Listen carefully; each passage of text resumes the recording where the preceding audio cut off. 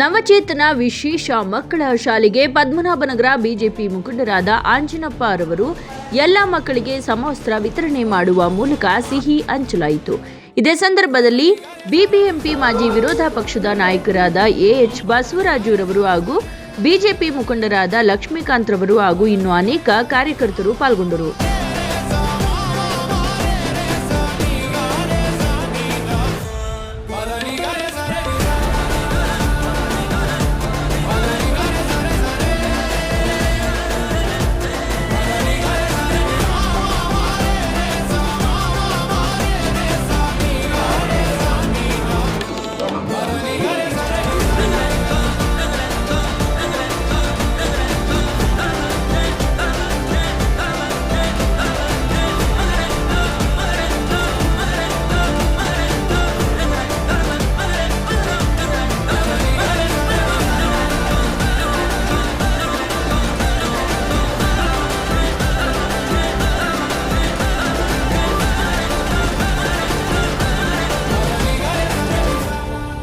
ಇವತ್ತು ನವಚೇತನ ಬ್ಲೈಂಡ್ ಮಕ್ಕಳಿಗೆ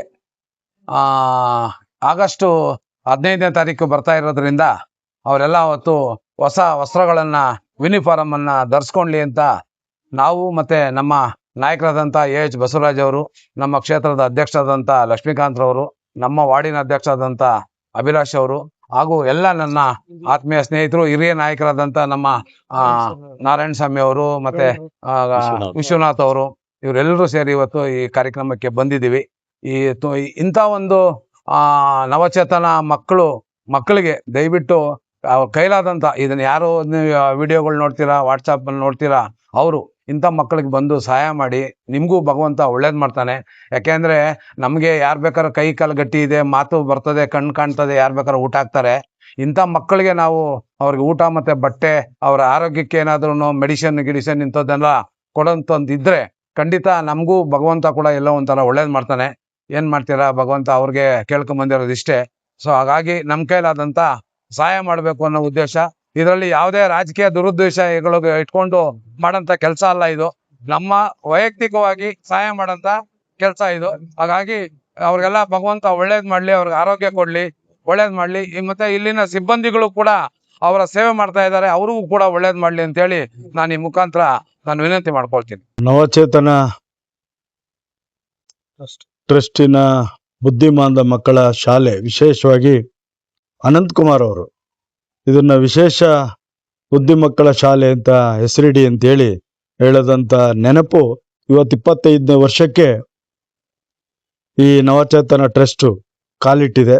ಆ ಸುಸಂದರ್ಭದಲ್ಲಿ ನಮ್ಮ ಸಮಾಜ ಸೇವಕರು, ನಮ್ಮ ಮುಖಂಡರಾದಂಥ ಆಂಜನಪ್ಪನವರು ಅವರ ಕುಟುಂಬದ ಪರವಾಗಿ ಇವತ್ತು ಆ ಮಕ್ಕಳಿಗೆ 55 ಮಕ್ಕಳಿಗೆ ಸಿಹಿ ಮತ್ತೆ ಸಮವಸ್ತ್ರವನ್ನು ಕೊಡುವಂತ ಉದಾರತೆಯನ್ನು ತೋರಿಸಿದ್ದಾರೆ. ಅವರಿಗೆ ನಾನು ವೈಯಕ್ತಿಕವಾಗಿ ಟ್ರಸ್ಟಿನ ವತಿಯಾಗಿ ನಾನು ಅವರಿಗೆ ಅವ್ರ ಕುಟುಂಬಕ್ಕೆ ತಾಯಿ ಬನಶಂಕರಿ ಒಳ್ಳೇದು ಮಾಡಲಿ, ಆರೋಗ್ಯ ಐಶ್ವರ್ಯ ಅಧಿಕಾರ ಎಲ್ಲವನ್ನು ಅವ್ರು ಕೊಡ್ಲಿ ಅಂತೇಳಿ ನಾನು ಪ್ರಾರ್ಥನೆಯನ್ನು ಮಾಡ್ತಾ, ಈ ಒಂದು ಕಾರ್ಯಕ್ರಮದಲ್ಲಿ ನಮ್ಮ ಮುಖಂಡರಾದಂಥ ಲಕ್ಷ್ಮೀಕಾಂತ್ ಅವರಿದ್ದಾರೆ, ಅಭಿಲಾಷ್ ಅವರಿದ್ದಾರೆ, ನಾರಾಯಣ ಸ್ವಾಮಿ ಅವರಿದ್ದಾರೆ, ವಿಶ್ವನಾಥ್ ಅವರಿದ್ದಾರೆ, ಸುನೀಲ್ ಇದ್ದಾರೆ, ಜೂನಿಯರ್ ರಾಜ್ಕುಮಾರ್ ಇದ್ದಾರೆ, ನಮ್ಮ ವೆಂಕಟೇಶ್ ಇದ್ದಾರೆ, ರವಿಕುಮಾರ್ ಇದ್ದಾರೆ, ಮಣಿ ಅವರಿದ್ದಾರೆ, ವೆಂಕಟಪ್ಪ, ವೆಂಕಟೇಶ್ ಗೌಡಂಪಳ್ಳಿ, ವೆಂಕಟೇಶು, RG ಪರಮೇಶ್ವರ್ ಗುಪ್ತಾ ಅವರು ನೆಕ್ಸ್ಟ್ ಕೊಡ್ತಾರೆ. ಅವ್ರ ಹುಟ್ಟುಹಬ್ಬಕ್ಕೆ ಈ ಶಾಲೆ ಮಕ್ಕಳಿಗೆ ಸಂಪೂರ್ಣವಾಗಿ ಏನಾಗಬೇಕಾಗಿದೆ ಅವ್ರದ್ದು ಅಕ್ಟೋಬರಲ್ಲಿ ಬರ್ತಾ ಇದೆ. ಅವರನ್ನು ಸಹಿತ ಅವ್ರ ಹುಟ್ಟುಹಬ್ಬಕ್ಕೆ ಕೊಡುವಂಥದಕ್ಕೆ ಚಿಂತನೆ ಮಾಡಿದ್ದಾರೆ. ನಮ್ಮ ಹತ್ರ ಆಲ್ರೆಡಿ ನಾರಾಯಣ ಸ್ವಾಮಿ ಹತ್ರ ಚರ್ಚೆ ಮಾಡಿದ್ದಾರೆ. ಅವ್ರಿಗೂ ಸಹಿತ ಒಳ್ಳೇದಾಗ್ಲಿ ಅಂತ ಈ ಸಂದರ್ಭದಲ್ಲಿ ಹೇಳ್ತಾ, ಒಟ್ಟಾರೆ 25 ವರ್ಷ ಬಹಳ ಕಷ್ಟದಿಂದ ಈ ನವಚೇತನ ಟ್ರಸ್ಟ್, ಆ ಸಂಸ್ಥೆಯ ಈ ಕೆಲಸ ಮಾಡ್ತಾ ಇರ್ತಕ್ಕಂಥ ಶಿಕ್ಷಕರಿಂದ, ಆ ಕೆಲಸ ಮಾಡ್ತಾ ಇರ್ತಕ್ಕಂಥ ನೌಕರರಿರ್ಬೋದು, ಮತ್ತೆ ಈ ಜವಾಬ್ದಾರಿಯನ್ನು ಹೊತ್ತಂತ ವಿಜಯ್ ನಾಯ್ಕ್ ಅವರ ತಂಡ, ಅವ್ರಿಗೆ ನಿಜವಾಗ್ಲೂ ಈ ಒಂದು ಯಾರ್ಯಾರಿಗೋ ಎಲ್ಲ ಶಾಲೆಗಳಲ್ಲಿ ನೋಡ್ತೀವಿ. ಇವತ್ತು ಶಾಲೆ ಅಂದ್ರೆ ಕಮರ್ಷಿಯಲ್ ಶಾಲೆ, ನವಚೇತನ ಇದೊಂದು ಸಂಸ್ಥೆ ಅಂದ್ರೆ ಒಂದು ಸೇವೆ ಸಂಸ್ಥೆ ಅಂತ ನಾನು ಭಾವಿಸಿದ್ದೀನಿ.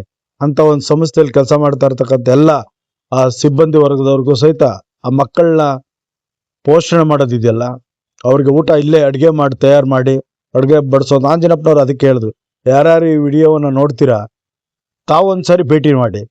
ಆ ಮಕ್ಕಳನ್ನ ಪರಿಸ್ಥಿತಿ ವ್ಯವಸ್ಥೆ ದೃಷ್ಟಿ ನಿಮ್ಮ ಮನಸ್ಸಿಗೆ ಬಂದಂತೆ ನೀವು ಸಾಕಾರವನ್ನ ಮಾಡೋದಕ್ಕೆ ಯಾರ್ದು ಅಭ್ಯಂತರ ಇಲ್ಲ ಅಂತೇಳಿ ಈ ಸಂದರ್ಭದಲ್ಲಿ ಮುಕ್ತವಾಗಿ 25ನೇ ವರ್ಷದಲ್ಲಿ ತಾವೆಲ್ಲ ಬಂದು ಭಾಗವಹಿಸ್ಬೇಕು ಅಂತೇಳಿ ಈ ಸಂದರ್ಭದಲ್ಲಿ ನಾನು ವಿನಂತಿಯನ್ನು ಮಾಡ್ತೀನಿ.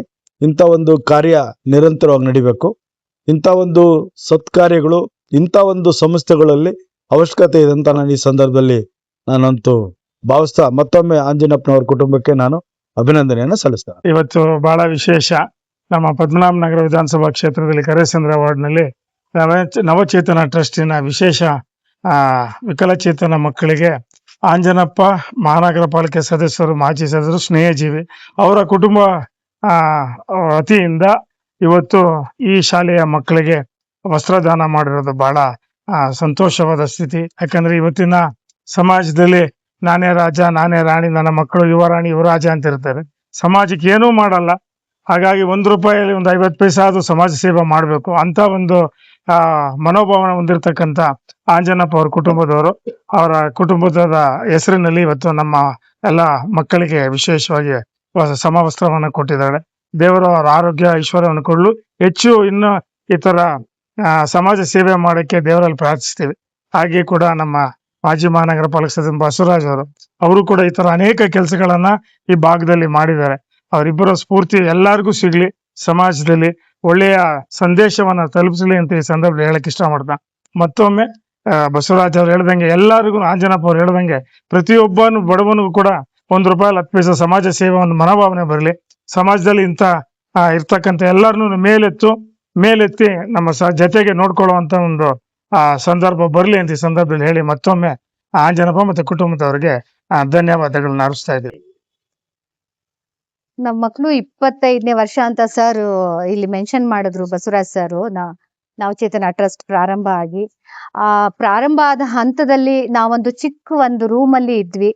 ಆ ಒಂದ್ ಇದರಿಂದ ಬೇರೆ ಜಾಗಕ್ಕೆ ಬರುವಂತ ವ್ಯವಸ್ಥೆಯನ್ನ ಮಾಡ್ಕೊಟ್ಟಂತವ್ರೆ ನಮಗ್ ಬಸವರಾಜ್ ಸರ್. ಕೆಳಗಡೆ MLA ಸರ್ ಆಫೀಸ್ ಇದೆ, ಅಲ್ಲಿ ನಮ್ಗೆ ಫಸ್ಟ್ ಅಲ್ಲಿಂದ ಅಲ್ಲಿಗೆ ಶಿಫ್ಟ್ ಮಾಡಿಸಿದ್ರು. ಅದಾದ್ಮೇಲೆ ಇಲ್ಲಿಗೆ ಇವರೆಲ್ಲರ ಸಹಕಾರ ನಮ್ಗೆ ಇಲ್ಲಿದೆ ಈ ಜಾಗಕ್ಕೆ ಬರೋದಕ್ಕೆ. ಮತ್ತೆ ಏನ್ ಹೇಳಲಿಕ್ಕೆ ಇಷ್ಟಪಡ್ತೀನಿ ಅಂದ್ರೆ, ಈ ಸಮಸ್ಯೆ ನಮ್ಗೆ ಏನಾಗಿದೆ ಅಂತ ಇಂತಹ ಉದಾರ ಮನಸ್ಸಿನ ದಾನಿಗಳಿಂದನೇ 25 ವರ್ಷ ನಾವು ಜರ್ನಿ ಮಾಡ್ಕೊ ಬಂದಿದೀವಿ. ಸರ್ ನಮ್ಗೆ ಒಂದಿನ ಊಟ ಕೊಡೋಣ ಅಂತ ಇಲ್ಲಿ ನಮ್ಮ ಮಕ್ಕಳಿಗೆ ಬಂದಿದ್ರು. ಆ ಒಂದಿದ್ರಲ್ಲಿ ಇನ್ನೇನಾದ್ರೂ ಮಾಡ್ಬೇಕಂತ ಅಂದ್ರೆ ಆ ಒಂದು ಮನಸ್ಸಿನಿಂದ ಅವರು ಹೇಳಿದ್ರಲ್ಲ, ಅದೇ ಒಂಥರ ಇದರಿಂದ ನಡ್ಕೊಂಡು ಹೋಗ್ತಾ ಇದೆ ಅಂತ ನಾನು ಹೇಳಲಿಕ್ಕೆ ಇಷ್ಟಪಡ್ತೀನಿ. ಅವಾಗ ಹೇಳಿದಾಗ ನಮ್ಮ ಮಕ್ಕಳಿಗೆ ಈ ತರ ಅವಶ್ಯಕತೆ ಇದೆ, ಮಕ್ಕಳಿಗೆ ಯೂನಿಫಾರ್ಮ್ ಅವಶ್ಯಕತೆ ಇದೆ ಅಂತ ಹೇಳಿದಾಗ ಏನೂ ಒಂದು ಮಾತಾಡ್ದೇನೆ ತಕ್ಷಣ ಅವ್ರದೇ ಟೈಲರ್ ಗಳನ್ನ ಕರ್ಸಿ ಮಕ್ಕಳ ಮೆಜರ್ಮೆಂಟ್ ಗಳನ್ನ ತಗೊಂಡು ಆವತ್ತಿಗೆ, ಇದು ಆಕ್ಚುಲಿ ಬಟ್ಟೆ ರೆಡಿ ಆಗಿರೋದು ಮಾರ್ಚ್ ಅಲ್ಲಿ. ಸರ್ ಬ್ಯುಸಿ ಶೆಡ್ಯೂಲ್ಡ್ ಇಂದ ಬರೋದಕ್ಕೆ ಲೇಟ್ ಆಗಿದೆ, ಬಟ್ ಇವತ್ತಿಗೂ ಬಂದಿದೆ. ನಮಗ್ ತುಂಬಾನೇ ಖುಷಿ ಆಗಿದೆ. ಮತ್ತೆ ಬಸವರಾಜ್ ಸರ್ ಬಗ್ಗೆ ನಾವೇನು ಹೇಳ್ಬೇಕಂತ ಇಲ್ಲ. ಅವ್ರು ನಮ್ಗೆ ನಮ್ ಜೊತೆಗೆ ಇಲ್ಲಿವರೆಗೂನು ನಮ್ಮ ಜರ್ನಿಯಲ್ಲಿ ಕೈ ಜೋಡಿಸಿದ್ದಾರೆ ಅಂತ ಹೇಳ್ತೀನಿ. ಹಾಗೆ ಲಕ್ಷ್ಮೀಕಾಂತ್ ಸರ್ ಇವಾಗಲ್ಲ, ನಮ್ಗೆ ಸುಮಾರು ಒಂದು 10-12 ವರ್ಷದಿಂದನೂ ನಮ್ ಸಂಸ್ಥೆಗೆ ಏನಾದ್ರೂ ಅವ್ರ ಹತ್ರ ಹೋದಾಗ ನಮ್ ಜೊತೆಗೆ ಆಯ್ತು ಇಲ್ಲ ಅಂತ ಹೇಳಿದ್ದಿಲ್ಲ. ಅವರು ಆಯ್ತು ಅಂತ ಹೇಳ್ಕೊಂಡ್ ಮಾಡ್ಕೊ ಬಂದಿದ್ರೆ, ಇವ್ರಿಷ್ಟೇ ಇಲ್ಲ, ಹಿಂದೆ ಇರೋರು ತುಂಬಾ ಜನ ಇದ್ದಾರೆ. ನಮ್ಗೆ ಎಲ್ಲರ ಸಹಕಾರದಿಂದ ನಾವು 25ನೇ ವರ್ಷನ ಕಂಪ್ಲೀಟ್ ಮಾಡ್ಲಿಕ್ಕೆ ಆಗ್ತಾ ಇದೆ ಅಂತ ಹೇಳಲಿಕ್ಕೆ ಇಷ್ಟಪಡ್ತೀನಿ. ಈ ನಮ್ದು ರಜತ ಮಹೋತ್ಸವ ಪ್ರೋಗ್ರಾಮ್ ಅನ್ನ ಅಕ್ಟೋಬರ್ 4ನೇ ತಾರೀಕು ನಾವ್ ಇಟ್ಕೊಂಡಿದೀವಿ RV ಡೆಂಟಲ್ ಕಾಲೇಜ್ ಆಡಿಟೋರಿಯಂ ಅಲ್ಲಿ. ತಾವೆಲ್ಲರ ಸಹಕಾರ ನಮ್ಗೆ ಇರ್ಬೇಕು. ನಾವ್ ಇನ್ನೂ ಹೆಚ್ಚಿನ ಮಕ್ಕಳಿಗೆ ಸೇವೆ ಮಾಡುವಂತ ಅವಕಾಶ ಸಿಗ್ಬೇಕು. ಭಗವಂತನ ಹತ್ರ ಕೇಳ್ಕೊತೀವಿ.